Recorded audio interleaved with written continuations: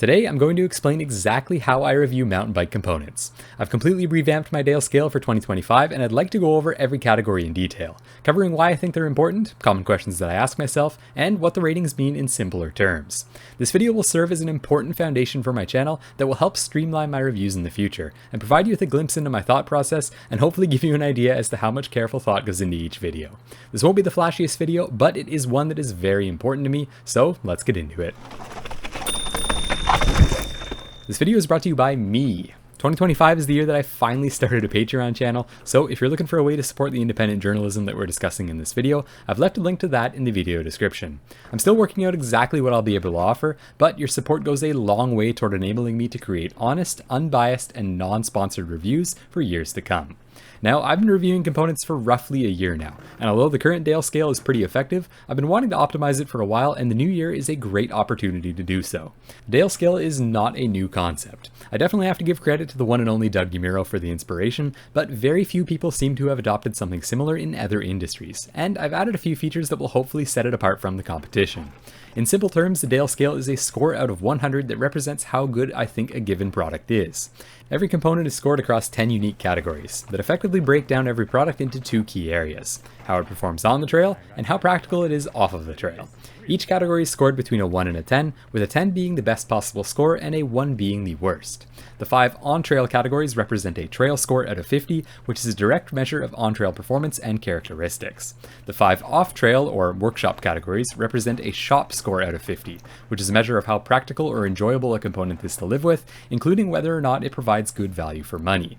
Now, one of the most important details of the Dale scale is that each category is scored before knowing the total score, in order to minimize any personal bias that could arise from myself knowing a component's final ranking. Components are ranked category by category relative to all other parts that have previously been scored, so that every category is correctly sorted from best to worst independently. Now, not every component will have a video, but I am confident that I have enough experience with everything mentioned on the spreadsheet to accurately assess its performance. I view my Dale scale as an evolving thing, so I'm always open to constructive criticism that helps make it as good as possible, so let me know your brilliant ideas in the comments below. Now, before we jump into the categories, I'd quickly like to summarize my background, since that's something that I've never really done before. None of this inherently makes me a better or worse reviewer, but I believe that transparency is important, and this will likely add some interesting context behind why I think the way that I do. First, I've been riding bikes of all shapes and sizes for over 25 years now.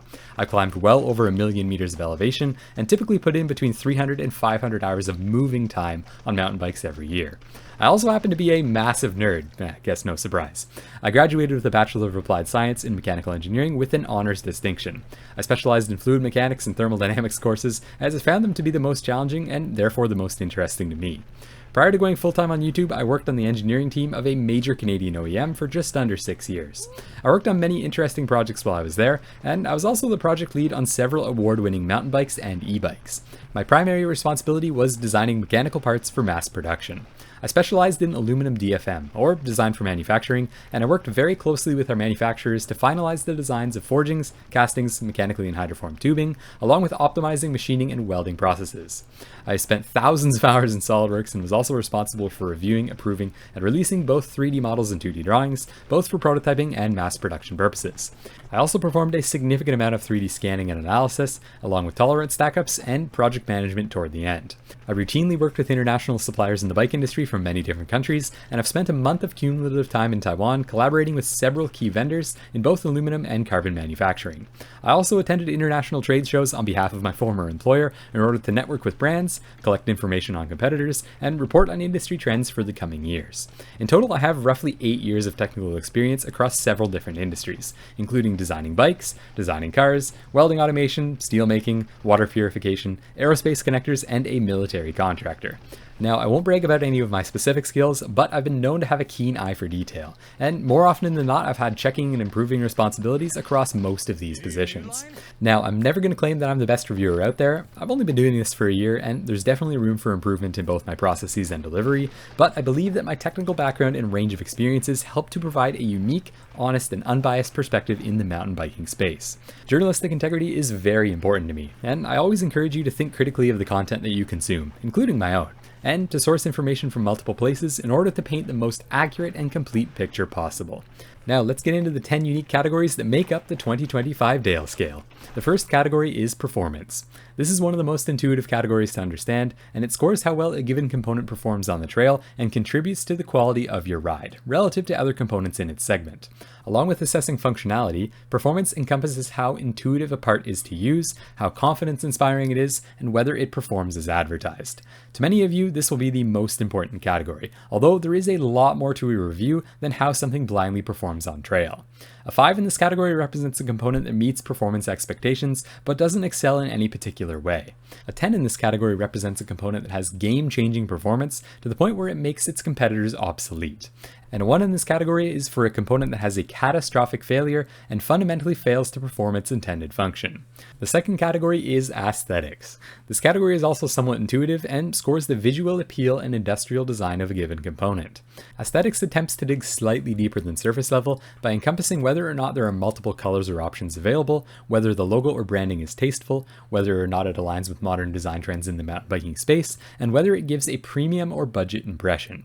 This category does not cover fit and finish concerns or questionable build quality, as those are better captured by other categories. Of course, styling and aesthetics are somewhat subjective, so I will always get at least 2 external opinions to confirm that my scores are relatively in line with community sentiment.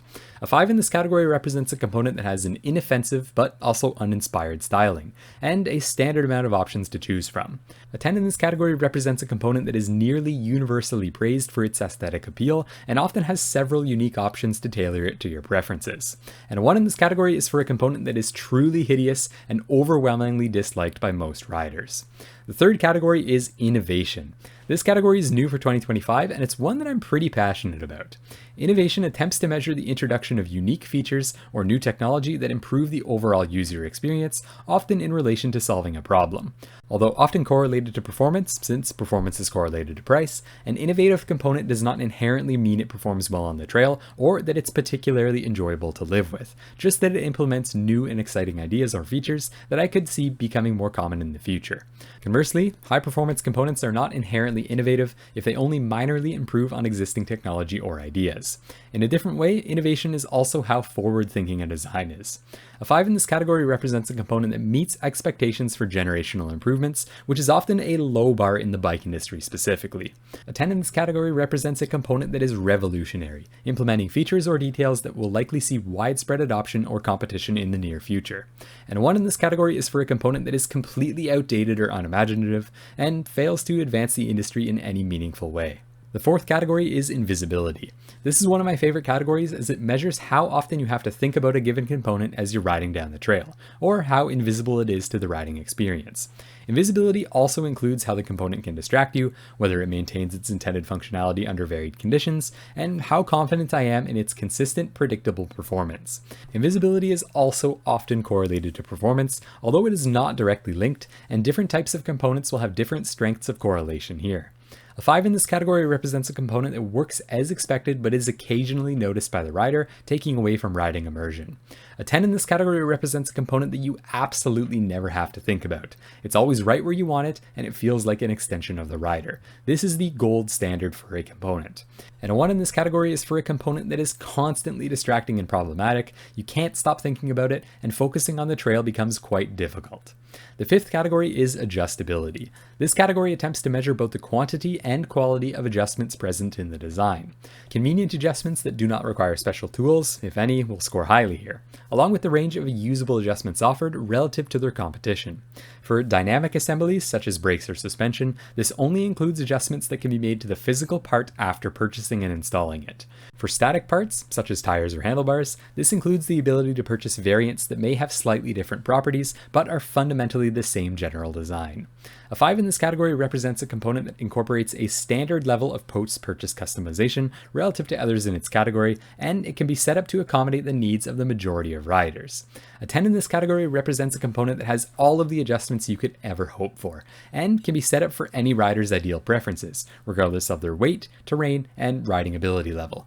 And a 1 in this category is for a component that has no adjustability or customization options whatsoever. What you see is simply what you get. Now, these first 5 categories, performance, aesthetics, innovation, invisibility, and adjustability, make up my trail score, which serves to be a direct measure of on-trail performance and characteristics. This trail score is out of 50 and may be used to rank components purely based on their riding situations. The 6th category is build quality. This aims to provide a quantitative measure of the overall craftsmanship and construction of a given component, relative to others in its category. Build quality attempts to ignore industrial design choices and aesthetic details, focusing on details such as fit and finish, general tolerances, the use of quality materials, and whether or not it enhances or detracts from rider confidence, justifiably or not. Build quality is also scored independently of price, as expensive parts are not always well made, and cheap parts can sometimes really impress you.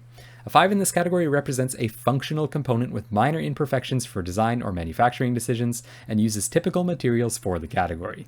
A 10 in this category represents a premium component that is virtually flawless.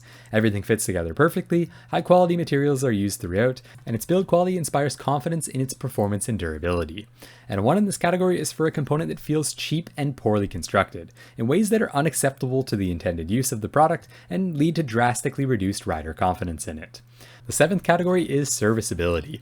This attempts to cover the complete service and repairability spectrum in a single score. Firstly, it covers the complexity and frequency of regular maintenance, along with the availability of consumables, familiarity in service shops around the world, and proprietary tools required. This includes having clear, detailed documents and videos that guide you through common service processes. Secondly, it covers the availability of spare parts, exploded views, detailed rebuild instructions with torques and thread lockers, and the recommendation of the manufacturer should something go wrong. This also includes having good documentation in both written and video format for overhaul style servicing. I also look for whether or not a company guarantees continued availability of service parts for a minimal amount of time after final production has concluded. This category is weighted more heavily toward the repairability aspect, since I am very pro right to repair, unless there is something noteworthy about the complexity or frequency of regular maintenance. A 5 in this category represents a component that adheres to expected maintenance intervals, and maintains a similar repairability and access to spare parts as the majority of its competitors. A 10 in this category represents a component that is simple and quick to service, with long maintenance intervals from a company that has a publicly right to repair stance and future spare parts guarantees. And a 1 in this category is for a component that is simply impossible to repair or maintain. The manufacturer's recommendation is simply to throw it away if something goes wrong. The 8th category is reliability. This category is quite intuitive and measures both the frequency and severity of issues that occur within a given component's intended use. Reliability attempts to capture everything from minor trailside annoyances, service interval frequencies, and how long a given component can reasonably be expected to be useful for relative to its competition. This category also encompasses resistance to various environmental factors, including water, mud, heat, and elevation. It also includes whether components are particularly fragile or durable when it comes to impacts or other common crash-related damage. Finally, it covers whether a given failure is predictable and preventable, or invisible and catastrophic. A 5 in this category represents a component that meets expectations for consistent performance and performs reliably a majority of the time. A 10 in this category represents a component that is virtually guaranteed to work without fail, and requires next to no service over a reasonably expected lifespan. And a 1 in this category is for a component that constantly fails or malfunctions from new, and is often dangerous to use at all. The 9th category is Ethos. This is a new category for this year and has quickly become my new favorite category. Ethos is essentially a direct measure of how good I feel about giving a brand my money, and it's a reflection of the company's values. This metric includes important topics such as sustainable manufacturing, environmental and social initiatives, giving back to the community, customer and warranty support, and ethical business practices. It also attempts to include employee, contractor, vendor, and athlete treatment, although that is often tricky and unreliable to assess. In order to score highly in this category, companies need to concretely demonstrate that they are actively trying to make the world a better place with real-world examples, rather than solely trying to maximize shareholder value by using boilerplate, virtue-signaling corporate jargon. As I always say, vote with your money. It's the most important tool that you have, and Ethos attempts to quantify that. I do a significant amount of research behind the brands that I review, and I would like to pass that knowledge on to you in a bite-sized, convenient format. A 5 in this category represents a brand that meets expectations for ethical business practices. They don't go above and beyond in any notable way, but they don't have a questionable track record either. A 10 in this category represents an exceptional brand that should be a model for sustainability, customer care, and community initiatives. Every company is supposed to make money, but I would sleep well at night knowing my money is going somewhere that will truly make a difference. And a 1 in this category is for a brand that solely prioritizes profits and shareholder value. They have no regard for either sustainability or their customers, and they're the corporate embodiment of the late-stage capitalism disease. The 10th category is value. Value is not simply performance divided by price. It's a holistic look at the entire package and encompasses all of the categories that we've outlined in this video. It's assessment of whether or not a component is actually worth the investment. An expensive product is not inherently poor value if it will last a lifetime, offers mind-blowing performance, or is ahead of the curve in terms of innovation. A cheap product is also not inherently good value if significant compromises have been made to its construction, diminishing overall performance and reliability, or the company engages in highly questionable business practices. An average product from an ethical brand will always be better value than the same product from a department store brand, with all other variables being held constant. This metric also occasionally takes into account resale value if it is notably strong or poor. A 5 in this category represents a component that is fairly priced and reasonable for what it offers, relative to its competition. A 10 in this category represents a component that offers an unbeatable value through an exceptional score in many of the other categories, and it may even save you money over the long term. And a 1 in this category is for a component that is simply overpriced and underdelivers in every way. Nobody should buy this product if they care about their money at all.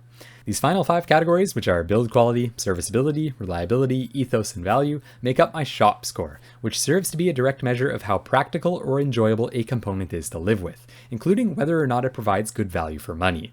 This shop score is scored out of 50 and may be used to rank how enjoyable components are to actually own. And new for this year is what I'm calling the final say, which is an audience bonus modifier. If you think that my review is accurate, then my final score remains as is. But if you believe that I've scored something too high or too low, you'll be able to vote on which way the number should go and change the final score and leaderboard position by a couple of points. I'm not 100% sure how I'm going to implement this feature yet, but I feel that it's important for my audience to be able to assess how accurate each review is and adjust the final score by up to a point or two as a result. And that is the new Dale scale explained. I feel that this updated Dale scale will do a better job of holistically evaluating any given component, with minimal gaps or overlaps in my methodology, but I encourage feedback in the comments below. I hope that this video has helped you understand how much thought goes into my reviews, and serves as a solid foundation to making the best videos possible for years to come. If you value independent journalism and you're looking for a way to support what I do, I've left a link to my Patreon channel in the video description, but the complete review videos will always be free. Thanks for watching.